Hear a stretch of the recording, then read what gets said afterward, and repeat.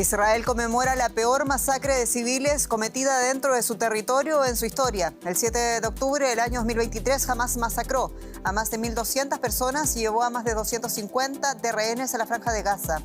La masacre marca también el inicio de una implacable campaña militar israelí contra la milicia islamista palestina en Gaza, que ha dejado una ola de muerte y destrucción sin precedentes en el enclave palestino. Soy Jenny Pérez, aquí en Berlín para Deutsche Welle. Destacamos. Israel recuerda a los cientos de jóvenes masacrados por la milicia islamista palestina Hamás en un festival de música. Es solo una de una larga lista de conmemoraciones por los atentados terroristas contra civiles en el sur del país. También recordaron a los rehenes secuestrados por Hamás. 101 de ellos siguen aún en poder de Hamás en la franja. Y en el frente norte, en el conflicto entre Israel y la milicia chiita libanesa Hezbollah, el ejército israelí anunció zonas militares cerradas en el norte del Líbano y Hezbollah asegura haber apuntado contra una base militar israelí cerca de Tel Aviv. Ampliamos desde Beirut.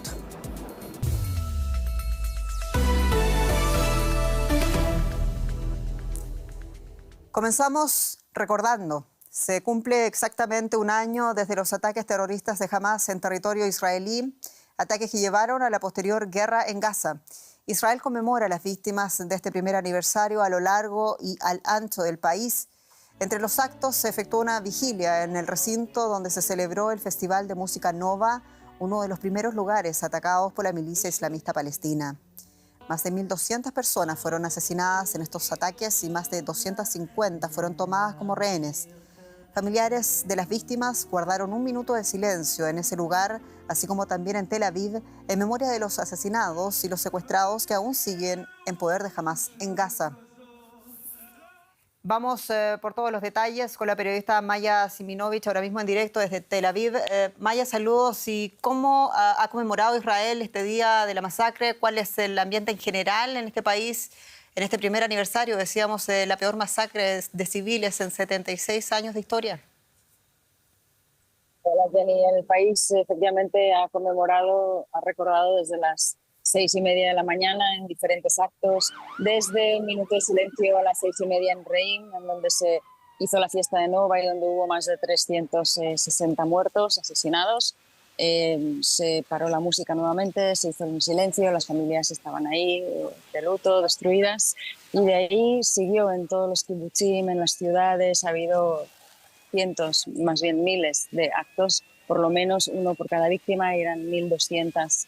Y así ha continuado todo el día, también con una ceremonia del gobierno estatal que se hizo pregrabada por tanta animadversión que presentó frente al público. El público acusa al gobierno presente de haber estado pasivo frente a este ataque del 7 de octubre, y se organizó en contrapartida una ceremonia por parte de las familias de los secuestrados, que tuvo una asistencia limitada porque estamos en directrices de guerra y no se puede juntar más de 2.000 personas, pero había esas 2.000 personas allí. ¿Y cuál es la situación de los 101 rehenes que aún siguen en poder de Hamás en la Franja de Gaza? ¿Qué se sabe de ellos? No se sabe nada. Esa es la agonía de las familias que andan en la plaza de los secuestrados y en todos los lugares de duelo y de luto y de recuerdo hoy. Los que tienen ánimo de salir, hay muchísimos que no hablan con la prensa y que simplemente se quedan en casa esperando. Hay otros que se manifiestan y piden un acuerdo y no más guerra. No se sabe nada. Hamás de vez en cuando ha mandado vídeos de ellos, como tortura psicológica al pueblo israelí, a las familias principalmente. Y esa es la agonía, que no se sabe quién está vivo, quién está muerto. El ejército calcula que de los 97 que quedan de los secuestrados, pues más o menos la mitad están vivos. Y a todo esto, ¿cuál es el grado de adhesión a la campaña militar del gobierno israelí en los 7 frentes que, según el primer ministro israelí, lucha Israel? Hoy informaban de haber interceptado un misil balístico lanzado desde Yemen, por ejemplo. Sí, hoy hubo un misil balístico de Yemen, hubo 5 misiles desde Gaza y el norte ha sido bombardeado. Ha habido unos 170 misiles hoy, de lo que casi ya no se habla, pero ese norte está ardiendo y la gente vive en los refugios. La adhesión de Israel, según una encuesta muy reciente, es que la mayor parte de los israelíes quieren la paz. Por lo menos un 53% así lo dice, y un 36% quiere que continúe la guerra. La mayor parte de los israelíes creen que el objetivo principal tiene que ser la devolución de los rehenes y la victoria total sobre Hamás no está entre sus prioridades según la encuesta. Así que lo que está haciendo y diciendo el primer ministro Netanyahu no está respaldado por la sociedad israelí, según se ve. Maya Siminovich, muchas gracias. En Tel Aviv. Gracias, Jenny. Y alrededor del mundo se han sucedido las conmemoraciones por los ataques terroristas del 7 de octubre contra Israel. En Estados Unidos, el presidente Joe Biden y la primera dama Jill Biden participaron en el encendido de una vela de Yar Seid en la Casa Blanca, acompañados por un rabino. El acto forma parte, además, de una ceremonia en recuerdo de las 1.200 víctimas, incluyendo decenas de ciudadanos estadounidenses. Sin embargo, el aniversario también recrudece las posiciones encontradas en la política estadounidense. El Congreso sigue profundamente dividido respecto al respaldo de Estados Unidos al curso tomado por el gobierno de Israel. El ala izquierda del Partido Demócrata de Joe Biden se ha vuelto particularmente crítica con la guerra de Israel en Gaza. Y tenemos en directo desde Washington al periodista Deutsche Welle, José Díaz Briceño, con los detalles. José, ¿cuán firme es hoy la relación del gobierno demócrata de Joe Biden con el gobierno israelí, especialmente tras los ataques iraníes del último tiempo? Joe Biden gusta de decir que ninguna administración estadounidense en la historia ha apoyado más a Israel que la suya. Y esto sí tiene una forma de comprobarse, pues hay 17.900 millones de dólares de ayuda militar entregados a Israel desde el 7 de octubre del año pasado tras los ataques por parte de Hamás. Esta es la cifra en la historia más alta jamás registrada en un año de ayuda militar de Estados Unidos a Israel. Pero al mismo tiempo ha habido ocasiones en que la administración Biden ha puesto una mano dura para sancionar, por ejemplo, a los extremistas israelíes en Cisjordania o también para pausar algunas entregas de armas en la guerra en Gaza a su aliado. Y sin embargo, lo que se preguntan muchos analistas aquí en Washington es ante las faltas que a veces incurre Israel para no avisar, por ejemplo, al gobierno de Biden, a pesar de haberlo pactado, por ejemplo, en los ataques a Beirut recientes, se preguntan si Israel ya es el socio principal en esta relación estratégica o lo sigue siendo Estados Unidos. Ya todo esto, Estados Unidos está en plena campaña electoral. ¿Cómo cala la cuestión israelí en la carrera a la Casa Blanca? Sí, la falta de un cese al fuego es algo que pesa mucho en las oportunidades de Kamala Harris, la candidata demócrata a la presidencia, se concibe como un peso de la administración Biden el no haber logrado esta paz inmediata, particularmente, como se mencionaba, entre el ala más progresista del Partido Demócrata. El senador Chris Murphy de Connecticut dijo recientemente que el primer ministro israelí Benjamin Netanyahu pudiera estar usando la aceptación de un cese al fuego, justamente para influir en la campaña presidencial estadounidense y no darle alguna victoria al presidente Biden y a la vicepresidenta Harris y de alguna manera ayudar al rival republicano Donald Trump, aunque estas son puras especulaciones aún. José Díaz, muchas gracias. En Washington. Y en Alemania también se celebraron en distintas ciudades ceremonias para conmemorar a las víctimas israelíes de los atentados terroristas del 7 de octubre. Desde la Iglesia Memorial de Kaiser Wilhelm de Berlín, el presidente alemán Frank-Walter Steinmeier expresaba su consternación por las atrocidades cometidas por Hamás y reafirmó el apoyo de Alemania a Israel. 5:59 de la mañana. A la misma hora a la que hace un año se iniciaban los ataques de Hamás, se leían en Berlín los nombres de las más de 1.000 víctimas mortales y los más de 250 rehenes. Con esta ceremonia comenzaban los actos oficiales en Alemania en conmemoración del 7 de octubre. En la ceremonia celebrada en esta sinagoga, las emociones estaban a flor de piel. Para mí, el mundo se divide en un antes y un después del 7 de octubre. Cuando veo las fotos de aquel día, me siento mal, porque es como regresar a hace un año. El dolor sigue muy presente. Entre los presentes se encontraba Alon Gad, sobreviviente de los ataques. Su madre fue asesinada el 7 de octubre y su hermana murió en Gaza tras casi un año de cautiverio. Gad considera que no se ha hecho lo suficiente para liberar a los rehenes. Perdimos muchas oportunidades de salvar a quienes están en los túneles con vida, secuestrados. Todavía hay 101 rehenes en los túneles y eso es lo más importante ahora. Gad también estuvo presente en una ceremonia interreligiosa a la que asistió el presidente alemán Frank-Walter Steinmeier. Tras pedir la liberación de los rehenes, Steinmeier recordó que nunca desde el Holocausto habían asesinado a tantos judíos en un solo día como el 7 de octubre de 2023. También afirmó que Alemania tiene la responsabilidad fundamental de apoyar a Israel, aunque la paz es más necesaria que nunca. Esta guerra ya ha matado a demasiada gente, ha causado demasiado sufrimiento a los israelíes y a los palestinos, y ahora también a la población del Líbano. También en Berlín tuvo lugar esta manifestación de apoyo a los gazatíes y libaneses atrapados bajo el fuego israelí. Aquí los sentimientos también están a flor de piel. Muchos no piensan dejar de pedir el fin de los bombardeos, aunque sea el aniversario de la masacre perpetrada por Hamas. Hay que condenar los atentados terroristas, pero también hay que tomar distancia y preguntarse cuál es la historia que hay detrás de esto. Esto no empezó el 7 de octubre. Si estamos aquí hoy, ayer y hace un año o dos, es porque la cuestión palestina empezó en 1947.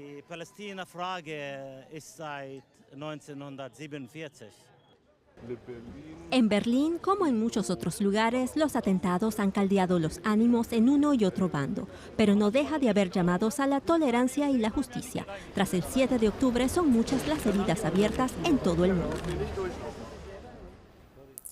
Y en el aniversario de los atentados del 7 de octubre, las sirenas aéreas volvieron a sonar en Tel Aviv después de que militantes de Hamas lanzaron una andanada de cohetes desde Gaza.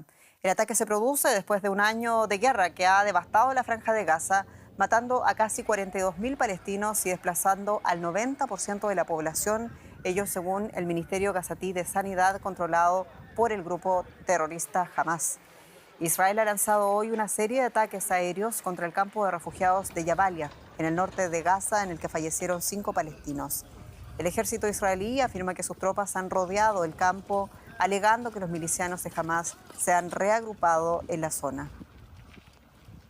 Y paralelamente, Israel y Hezbollah mantienen el pulso del conflicto en el Líbano. Por primera vez, cohetes de la milicia islamista alcanzaban el puerto de Haifa, en Israel. Esta noche, Hezbollah anunciaba también haber apuntado una base militar israelí cerca de Tel Aviv. Por otro lado, Israel bombardeó objetivos cerca del aeropuerto de Beirut, que no obstante sigue en funcionamiento.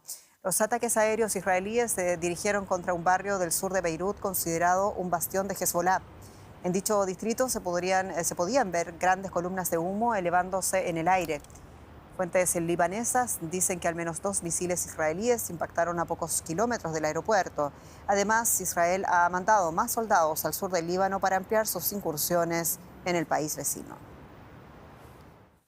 Y queremos ampliar las informaciones en directo desde Beirut con el periodista Joan Cabasés. Joan, saludos. Y decíamos, tras toda la destrucción, el ejército israelí declaró 4 áreas como zona militar cerrada. ¿Cuál es la actual capacidad de fuego que sigue teniendo pese a todo Hezbollah? Hola, ¿qué tal? Bueno, la actual fortaleza militar de Hezbollah es un misterio, pero seguro que la milicia padece el hecho de, en las últimas semanas, haber perdido parte de su cúpula militar y haber perdido también, por lo menos, parte de su sistema de comunicación interno con estas explosiones en buscapersonas y en walkie-talkies. Hay que decir, sin embargo, que de algún modo Hezbollah sigue siendo capaz de estar activo a nivel militar. Es decir, ya comentabais cómo Hezbollah está todavía siendo capaz de lanzar misiles contra Israel y cómo Hezbollah ha sido capaz también en los últimos días de supuestamente evitar alguna infiltración terrestre israelí en suelo libanés. Todo esto, por descontado, sugiere que Hezbollah tendría algún otro sistema de comunicación interno y que todavía es capaz de acceder y de utilizar su arsenal militar. De hecho, hay que recordar que supuestamente la voluntad israelí de invadir Líbano es precisamente para terminar o para limitar con estas capacidades militares de Hezbollah, que es una garantía que ahora, sin haber entrado en Líbano, Israel no tiene. Y luego, Joan, el dilema de los civiles en la zona de guerra, la campaña militar entre las partes continúa. Esta En este preciso momento en el que estamos hablando, el ejército israelí ha pedido a la población abandonar la costa libanesa desde el río Awali, dice el último comunicado, hacia el sur. ¿Cómo es esa ruta y cuál es la situación general de las evacuaciones? Sí, vemos como en las últimas 2 semanas Israel ha lanzado órdenes de evacuación o de expulsión, que así es como lo sienten los libaneses, contra más de 100 municipios en la mitad sur del país, y ahora Israel lanza un tipo de orden que no había lanzado hasta ahora, que es pedir a la gente, exigir a la gente que se aparte del litoral. Estamos hablando más o menos de 1/3 de la costa libanesa, porque Israel asegura que las fuerzas navales de Israel van a estar actuando en esa zona, una afirmación que Israel hace sin añadir más información al respecto.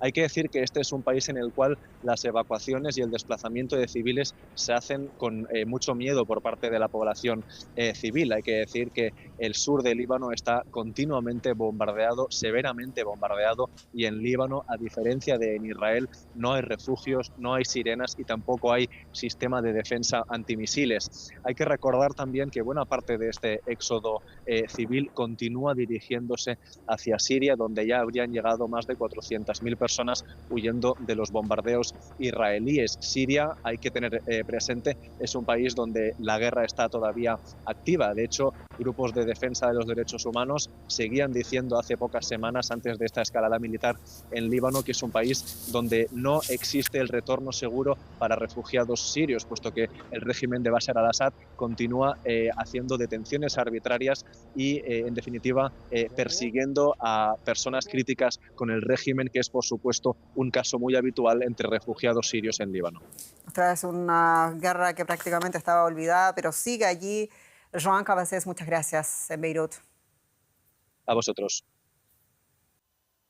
Y son todas guerras que repercuten también a nivel financiero global. De aquello hablamos con mi colega Juliana González. Muy bienvenida, Juliana. Muchas gracias, Jenny. Y es que el precio del barril de petróleo de calidad Brent alcanzó este lunes su valor más alto desde mediados de agosto del año pasado, tras superar casi los $80. De esta manera, el mercado se anticipa a una posible represalia israelí contra Irán que incluiría bien su industria nuclear o sus instalaciones petroleras tras el ataque con misiles de la semana pasada. Teherán cuenta con la tercera mayor reserva petrolera del mundo. Como contrapunto a las tensiones en Medio Oriente, el plan de reactivación de la economía china anunciado por el gobierno de este país lanza una señal de esperanza para que el mayor importador de crudo del mundo absorba los excesos de oferta.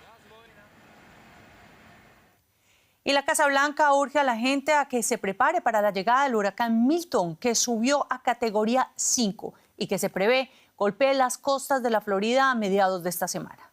Solo alrededor del 6% de los propietarios de vivienda en Estados Unidos tiene un seguro contra inundaciones, ya sea a través de una compañía privada o del Programa Nacional de Seguros contra Inundaciones financiado por el Congreso.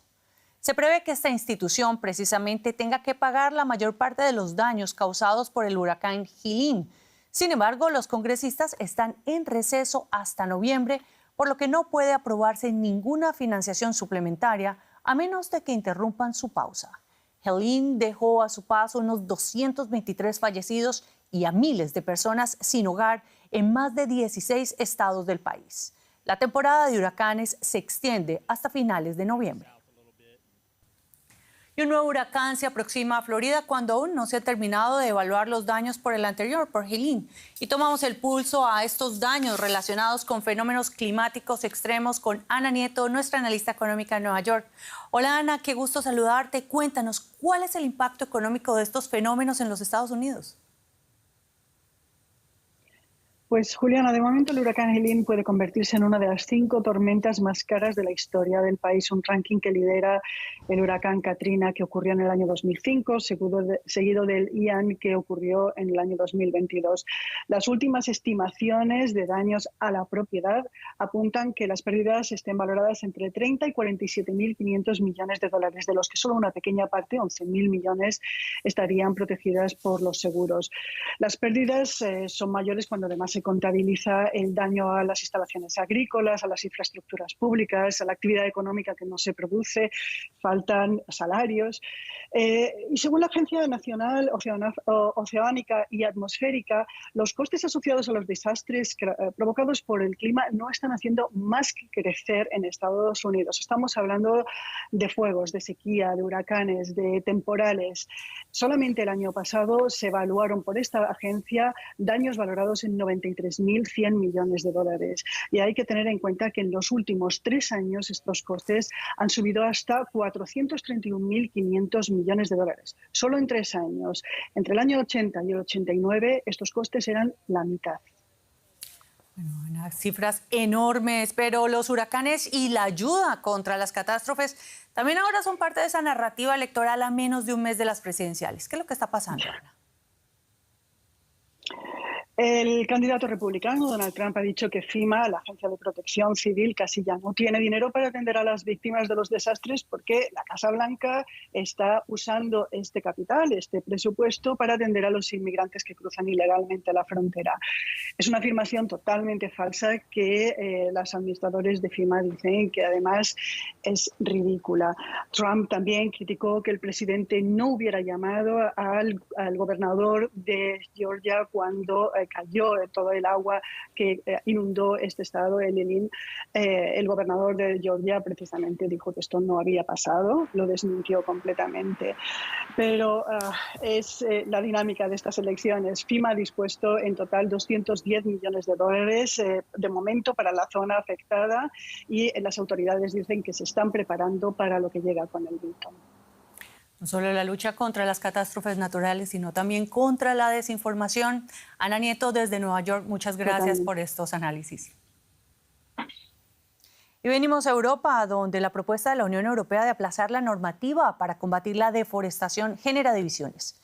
Las normas debían entrar en vigor a finales de este año, pero ante los reiterados llamados de las empresas y socios internacionales, se postergaron por 12 meses. La industria del cacao celebra la idea, pero las ONG la califican de error. La normativa pretende establecer un marco que prohíba la entrada de productos agrícolas como el café o el aceite de palma o el cacao a la Unión Europea. El propósito de esta ley es cortar con los incentivos que contribuyen a la deforestación y la degradación de los bosques a escala mundial.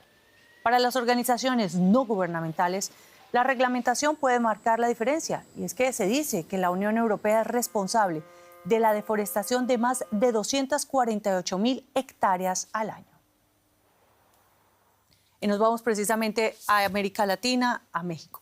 Con un asesinato, realmente un nuevo asesinato contra un político mexicano del que también se refirió la presidenta de México, Claudia Sheinbaum, quien condenó este lunes ese asesinato del alcalde de la ciudad de Chilpancingo, en el estado de Guerrero, ocurrió la tarde de este domingo.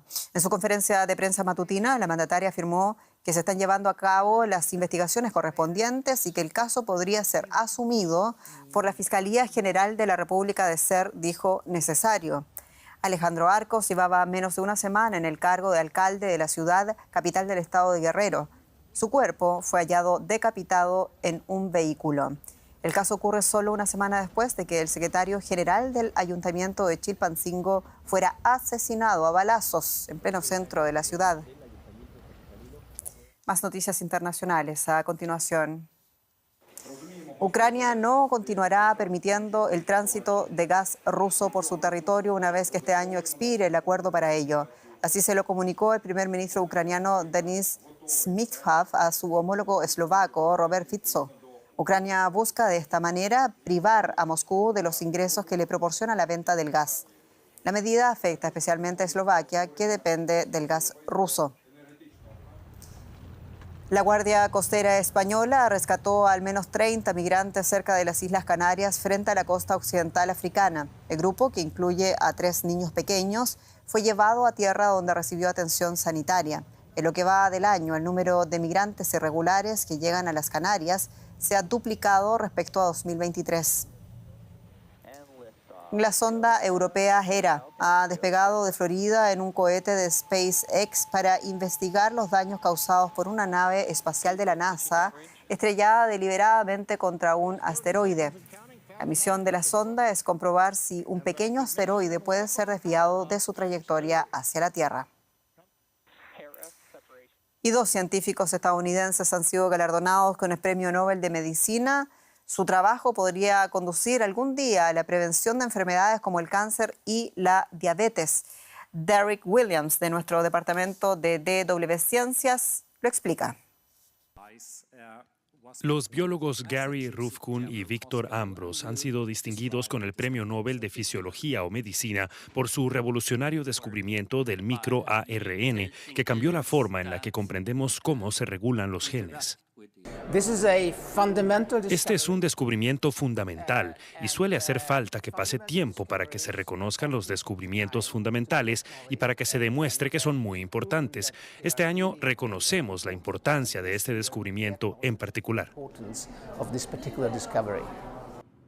Funciona así. En el núcleo de cada célula de nuestro cuerpo hay una copia idéntica de nuestro código genético particular, nuestro ADN. Actúa como una especie de manual de instrucciones, indicándole a la célula lo que tiene que hacer. Pero las células en diferentes tejidos asumen tareas completamente distintas y sus necesidades cambian. Hay que regular los genes. En estudios enfocados en el desarrollo de un gusano llamado Caenorhabditis elegans, los 2 científicos descubrieron un tipo de moléculas llamado microARN que juega un papel crucial en la regulación genética. Influye en cómo las células se adaptan y cuándo, como si les indicara qué página del manual de instrucciones leer. Este descubrimiento ha cambiado nuestra forma de entender la biología. Saber cómo se controlan las funciones celulares quizás nos permita algún día desarrollar medicinas que eliminen enfermedades como la diabetes o el cáncer. Y al finalizar, el futbolista Johan Neeskens, ex internacional neerlandés y destacado jugador, entre otros equipos del Fútbol Club Barcelona durante la era de Johan Cruyff, falleció este lunes a los 73 años, según informó la Federación Neerlandesa de Fútbol. Neeskens llegó al club azulgrana procedente del Ajax de Ámsterdam, donde conquistó 3 Copas de Europa consecutivas a principios de los años 70. Además fue parte de la selección neerlandesa que alcanzó 2 finales consecutivas en la Copa del Mundo en 1974 y 1978. Este equipo pasó a la historia por su estilo del juego exquisito y su apodo La Naranja Mecánica, pese a no haber logrado ganar ninguna de las 2 finales mundialistas. Aquí nos despedimos. Muchas gracias por su atención. Soy Jenny Pérez. Hasta pronto.